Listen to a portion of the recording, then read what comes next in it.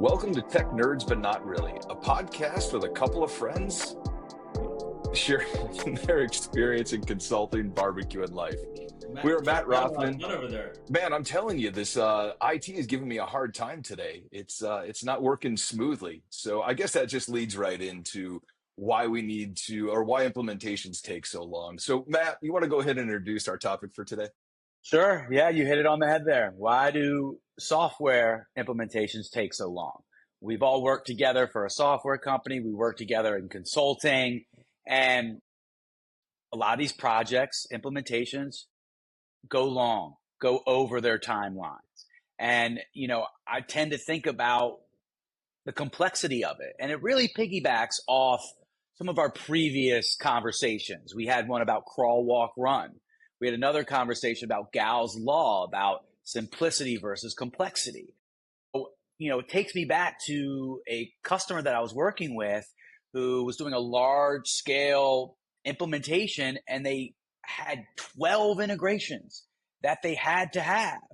But then when I would ask them, give me the use case, why do you need them? They couldn't really come up with that and just kept saying, oh, this is how we've always done it, or this is how our last system was. So, you know, this is why implementations take so long. Jake, I'd love to hear some of your stories about these implementations and why they take so long. So, I'm gonna, as I mentioned prior to the show, I'm gonna counterpoint you on this one. And these implementations take so long because they have to. And as you were sort of talking, I'm sort of thinking about there's really two ways. There's probably more than two ways, but in my head, there's two ways that tech systems grow. Right, a tech system can grow completely organically.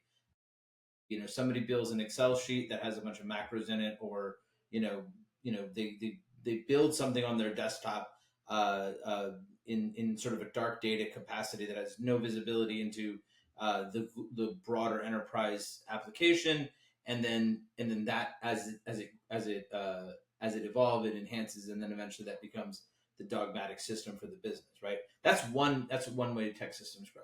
Another way tech systems grow is that a company says, we have a problem, we want to solve this problem, and this problem is critical to our business. So when we talk about why implementations take so long, we're either growing organically, and that's going to take a long time because over time we have adoption elements we need to consider. We've got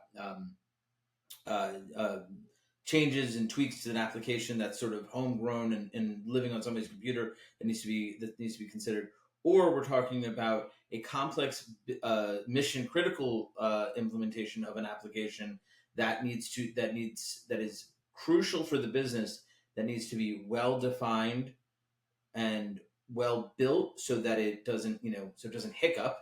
Right. If you got somebody going to your website to buy something, if they put in their credit card number and the sale doesn't happen, you've lost business. So we want to make sure that it's designed well and then tested well. And these things really, and those, we talk about agile, we talk about waterfall, we talk about how we can implement systems in the most efficient way possible. But these things need to take time because they're complex, and we need to make sure that once the application is built, it can stand on its own legs and be supported, as opposed to an application that is going to fall apart the minute somebody sneezes on it. Josh, what are your thoughts? Well, so that's all spot on. But what we can't forget about is the human aspect, right? So we do a great job with discovery. We actually get the true use case. We develop our user stories and we deliver on that exceptionally. We still have the bridge of getting the humans to adopt it because change management. There's a reason. There's a whole field for change management. It's difficult. If it was easy, uh, it would be done and it wouldn't be a problem, but we have to look at getting the users familiar with the platform, especially if they weren't involved in the development process. And the small and medium sized businesses we engage with, they tend to have a very direct engagement because they're the process owners, right? And so they're part of the discovery. They're there testing it in UAT. They're there for final acceptance testing. And so they may not need as much training to adopt it. And they tend to have like a more grassroots buy in. But if you have end users who are far away from, far removed from the development process and the origination of this project, and they're just receiving the outcomes of it for the first time, you've got to warm them up to it. You can't just drop it in their lap and be like, all right, here you go.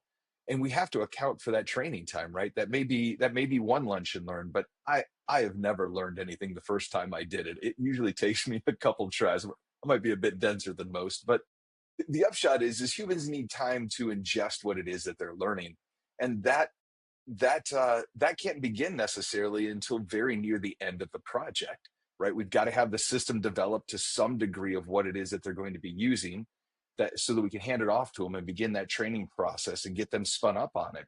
And inevitably, the system's going to continue to evolve, because chances are the end users are going to point out something that doesn't work quite the way it was supposed to. So I think that really needs to be accounted for and attributes to the length of time that it takes for implementation and some of the expense. And I'll tell you, when it comes to bids, training is one of the first things to be cut from a proposal. And followed by discovery and testing, which are terrible ideas, because while we may never have the time or funds to do it right the first time, we always seem to be able to figure it out the second or third time. So yeah, I think that pre-planning and that follow-on is critical, and it adds to the overall timeline and expense.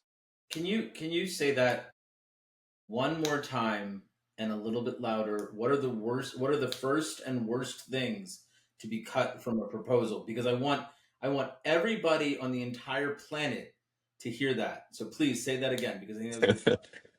Testing, training, and discovery. Those are the first places I generally see hours taken away from.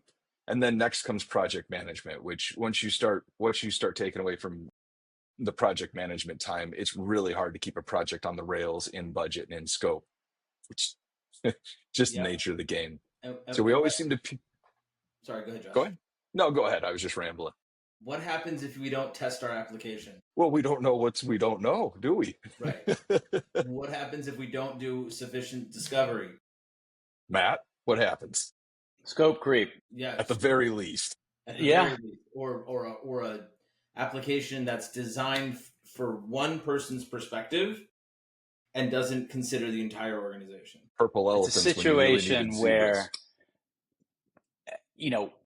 are all the proper stakeholders involved, right? We talk about discovery, and this is where, Josh, you as the business owner, you're saying you're pulling these hours out for these critical factors. That's where you need to put your foot down and be like, this project's not going to be successful unless we have the proper project management, unless we have the proper testing and training. And let's talk about training for a second, right? Like adoption. You paying top dollar for this enterprise level software. If you're not trained on it and it doesn't get adopted, what's the point, right? So, Right. when these projects are going long that we're kind of talking about, and you guys are making great points, the human factor, and Jake's like, hey, for it to be done right, it's going to take a long time. But at the end of the day, different business owners or whatever it is have deadlines. Okay, they have, hey, our software is up for renewal at this date. We need to be live on the new system, or I'm paying for two pieces of software at the same time. No customer wants to do that. So are there things they have to do, to set their expectations to know, hey, this is going to take a very long time. Like, this is it. But does it need to take this long? Are there ways without scraping discovery, without scraping training, without scraping testing, that some of these implementations can take less time? And kind of going back to what we've talked about in the past, the crawl, walk, run, or Gal's law, or what I mentioned earlier is like, what is the MVP here? Like to be live, what do you truly need? And do you need these customizations? Do you need these integrations? Do you need X, Y, and Z features, or can you make it simpler and the project will take less time? You're not sacrificing discovery, training, testing. You're not sacrificing anything that's going to jeopardize the project, but you look at maybe a phased approach, or you look at a smaller, more minimal MVP in a way. Jake, I'd love to hear your thoughts. I just brought up this phased approach, right? And in one of the earlier podcasts, like the crawl, walk, run, I talked about how I was building a house and I wanted to go with a phased approach. Coming with my software background, I go to the builder. I'm like, hey, let's do the basement later. Let's do, this or that. And the builder's like, no, He's like, if you want to do something later, find someone else. Right. But in the software world, we've all done the phased approach. And Jake, I'd love to hear you kind of talk a little bit about that and how that can kind of equate to the implementation, maybe not going as long or longer, but in a more of a phased strategic approach. When you talk about a phased approach, you really start to talk about the concept of value realization, right? We bought, you purchased a platform, you purchased a software, you purchased a tool, you're building something from scratch. You're spending, either way, you're spending money on whatever it is you're spending money on, whether it's, staff time and infrastructure or licenses or both, or all three, whatever it is. And a phased approach is, okay, well, now we're able to realize value out of this. We have a new payment gateway so we can collect money from customers, or we can reduce costs by making things easier for people so they're not spending as much time doing things, and the value realization in a phased approach is more immediate. And I think that's where people get caught up when they talk about long implementations, right? If you have an implementation that's taking 5 years, 6 years, or in some spaces 20 years, 30 years, whatever it is, you're not seeing any value from that because nothing has been released. With a phased approach, you're able to release something. The challenge with the phased approach, and I bring it up as a challenge just because it's something that needs to be considered, is that you can't execute phase one and then forget about phase two, right? If you've got a plan to do a phased approach, if you've got a plan to release this piece, then this piece, then this piece, oftentimes what I've seen in my experience is we release phase one and then everyone's like, good job, team, walks away. And then what happened to phase two? And now what we have is that we have a incomplete implementation, right? Where that's not meeting all our needs, where we're seeing some value, but we're not seeing the whole value of the vision. And I think that's sort of like a cautionary tale, if you will, to talk about, why and how phased approaches are sometimes looked down upon. I think that they're a great approach. You see that value, but you can't forget about your follow-on phases because then you reduce the value of your application. It's where the real magic happens, right? Is the follow-on phase. I mean, phase one, we're just getting to know each other. We're gelling. We understand each other's processes. The teams, is Norman and Storman, right? Or Storman and Norman. This is where we establish our sprint velocity, our work velocity. We actually get to understand what it is we're capable of doing together, because estimates are just estimates. I don't know the client's team. I've never worked with the client before. They've never worked with mine. There may be slow communications, maybe we don't have the same words. And so we have to learn a whole new lexicon. I mean, you don't find that out until you've gotten through phase one, mostly, and you're ready to go in phase two. And now you can make real estimates. You know who to go to get the information and the answers in the company. This is where we become really effective team members. We're not guessing anymore. We know what's going on. And to give up the subsequent phases just when we're getting good, what a loss and what an opportunity missed, That lexicon thing is so important and so overlooked. I'll tell a quick 30-second story, maybe even 15-second story. I was working for a large Big Four consulting firm. We were working on the implementation at a government agency of the Affordable Care Act, and one of the projects in the larger program was ACA, Affordable Care Act, ACA Information Returns, or AIR, AIR. And I roll onto the project and everyone's talking about how bad air is. And air is really bad. And I'm in this federal building wondering, like, wait a minute, am I putting myself at risk breathing this air that is not good, right? And it's just sort of funny because, like,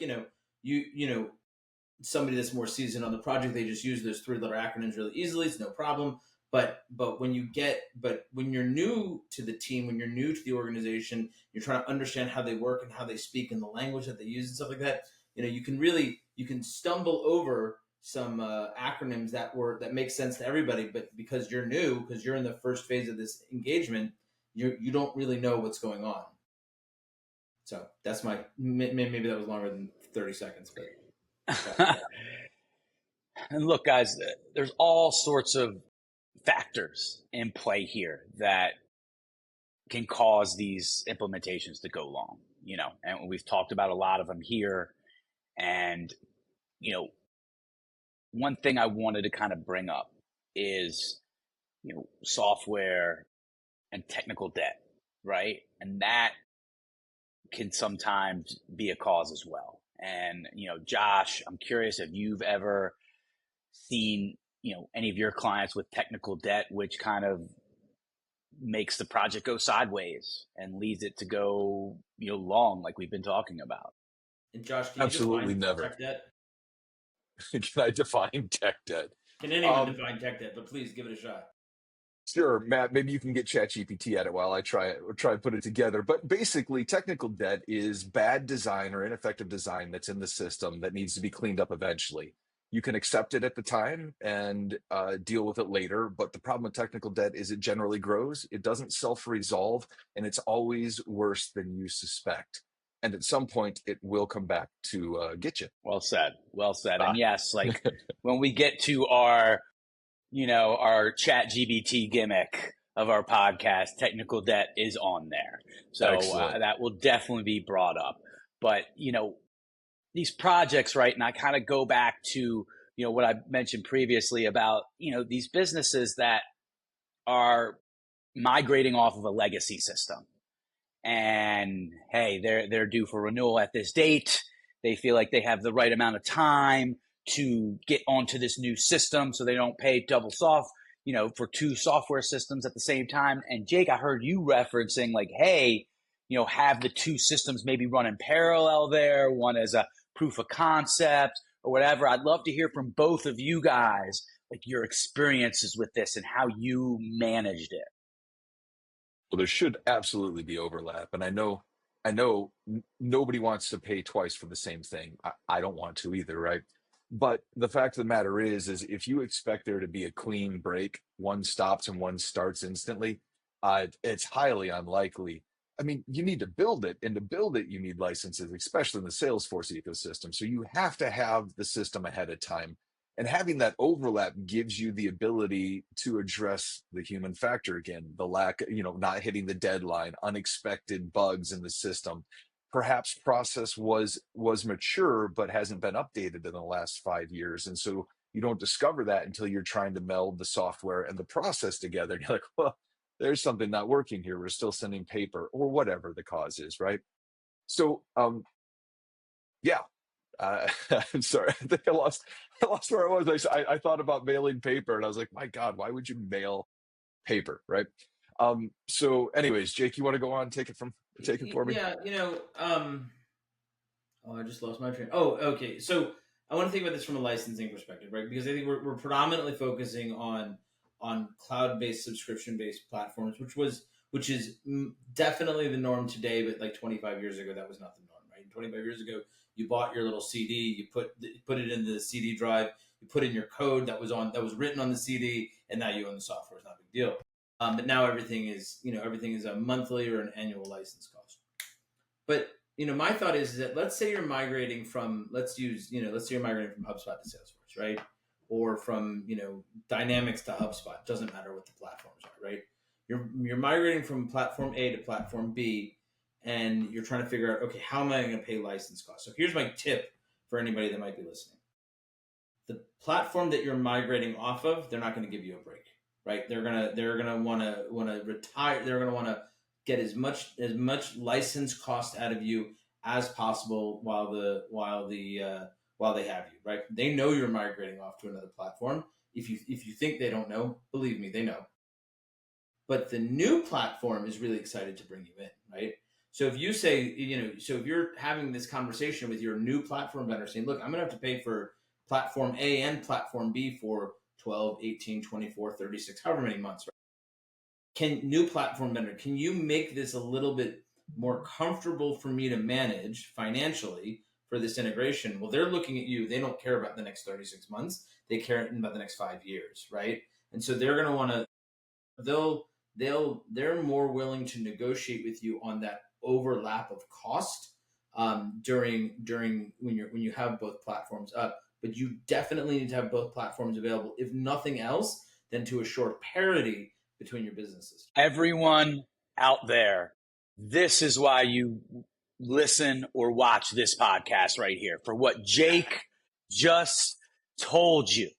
That right there on how to manage your software vendors right there. Let the new software vendor know, hey, we're going to have overlap here. It's cost me more money. You need to work with me here. And that's why Tech Nerds, but not really, is worth your time, everyone out there. So love it. And that's what it is, right? We have the industry expertise, you know, like I have some gray hairs here, you know, Josh has some in it and Jake has some in their beards, but like we've been at this for a while here. So, you know, we have some tricks and tips and all the great things that's going to be worth your while. So I'm so excited I got caught up on my words there. But guys, let's transition here into our chat GBT portion of the podcast here. You know, Josh's best friend, chat GBT. Okay. No one logs more time leveraging that AI tool than Josh, right? So I kind of plugged in here. Why do software implementations take so long? And it kind of spit out a whole bunch of things that the three of us are going to have a lot to say about. And the first two are very much into what Jake and Josh were talking about. Scope creep and unclear requirements, right? That's not taking that upfront time in discovery, okay? Not getting the stakeholders involved, changing, adding requirements midway through the project. That's, you get scope creep, you know, things like that. Poor communication between technical and non-technical teams, right? So we talked about that.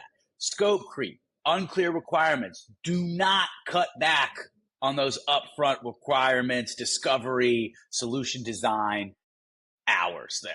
Okay. Josh said that earlier. Jake said that earlier. Chat GBT is confirming it. Okay. So this kind of hits home that like Chat GBT lives inside of Josh's head right there. Okay. Thanks. So Thanks, the third one is what I've been talking about: customization and integration, right? So if you have this off-the-shelf product like a HubSpot or a Salesforce, but instead of using the out-of-box functionality, we need to customize this. We need to integrate with your back-end ERP, legacy system, a proprietary system we got to integrate with. Here, customization, integrations, I've talked about this. This is something that could definitely make these projects go much longer than needed. This next one is very interesting that none of us brought up, but I'd like to hear your thoughts on it. The data migration. Okay. Oh, I don't want to talk. I'm not talking about data. I want nothing to do with the data migration. There's not a data project that hasn't caught on fire and burned to the ground and required a complete rebuild. Then I will talk about it for a second, guys. I once had a customer who was implementing formerly Pardot, which is now Marketing Cloud, account engagement. There we go. They were so excited. They want to roll this out. And they have this huge marketing plan and da da da. Like my consultant pings me a week later. He's like, their data is really bad, like dirty. Like they don't have last names. They don't have this. They don't have that. And when we approached the customer's like, oh, I didn't know. I'm like, what do you mean? Like it's just, here is a little piece. It's ugly. It's dirty. It's abandoned. It's not appreciated. But the data, is it clean? Is it up to date? Because what do they say? Dirty in, dirty out. That could be used. Garbage in, garbage out. That's for food. That's for your software data. Anything. You put bad food in your system, it's not going to turn out right. You put bad data in your system, your project's going to go long, sideways, all the ways except for the way you want it to go. So, go ahead, Jake. Sorry for interrupting you, Matt. I'd like to say, if you're thinking about a software migration, if you're thinking about a software implementation, I would say that data cleanliness and migration in and of itself should be its own project. It is a separate set of skills. It takes a very special person to appreciate the complexities of data. I'm not that person. And it should, you get your data clean, get your house in order, worry about your implementation. Then sort of like, if you think about your path, right? You got the implementation coming down the path, you got the data cleanliness coming down the path. Here's the point where they meet and everything is right with the world. If you got your implementation coming down the path here and you start at this point, oh, now we're going to start migrating our data, forget it. You're sunk. Jake is on fire. Okay. He's got the red shirt on today. He is giving you guys free hot takes right here about implementations, about your data, about managing your software vendors. Jake, you were going to say something, but I had to just give Jake his props here and tell the audience, this is why you tune in to this podcast right here, is for information like that. Data as a separate project. Get it cleaned up before you do your solution design and discovery for your software project. Josh, what were you saying? Yeah, that's critical. If you don't have right. Yeah, what else am I going to say? I mean, if you don't have your data aligned and ready to go, you've got a problem. I was thinking perhaps another phase, another project is a great way to break it out as well. But know that if you have a lot of data to move, that you need to give it appropriate attention, because it is the lifeblood of your system. I mean, you can design a beautiful Ferrari Salesforce instance, and if you put trash in it, poor data in it, it won't ever function, because it needs data to do what it does. It churns data to give you results. You've got to have good data, and so spend that time up front. And it's not fun to process through your data, especially on your own. And Jake, I think that's when we first worked together. Was I was actually handling a data export, transformation, and reload back into a new org. And yeah, I was doing it in Excel. We didn't even have an ETL tool, and that was challenging. That is rough. That is rough. Yeah. There's services that'll do it out there for you, but they'll help, but they're not ever going to be as good as sort of human eyes knowing, especially when you're dealing with customer management applications, right? Human eyes saying, "Oh, look, Mr. Jones or whatever it is, he's no longer in Washington D.C. He's now moved out to Bethesda or whatever it is, right?" And your consultancy can't do that for you. Right. Your people are the only ones who know your data well enough to be able to say there's an anomaly. I can identify a morphology problem. I can say wrong data type in this column, but there's no way I'm going to tell you that Mr. Jones actually lives in DC and not Washington State now. You know what I mean? That's perfect point, Jake. Exactly. Now, I do have an unrelated question for Matt. Where did you get your coffee this morning? Because the energy is outstanding. For anyone listening, we usually record these in the evenings, and we're recording this around lunchtime today. So, Matt, where'd you get your coffee from today, man? That's a piece of it. I don't drink coffee. I have a smoothie that I made here with lots of ingredients in here, a couple different fruits, simple, some green products, whey protein product. I got a lot of stuff in here. It's my little concoction here, and that's what's got me moving. And you're right, Jake. In the evenings, I'm a new dad. So, once I put the kiddo down and take a few breaths and then get back on the podcast, it's you got me at a good time. So I'm just excited that this podcast here is really growing and evolving, and we're really starting to show value to our listeners, to our watchers, and really giving them critical information here that can help them, and if they're planning implementations and tuning into this is going to help you. So I'm very excited for it. And the funny thing is, we're going back to our best friend ChatGPT here, and the next couple items they have here is exactly what you guys were speaking about earlier: testing, quality assurance, change management, training.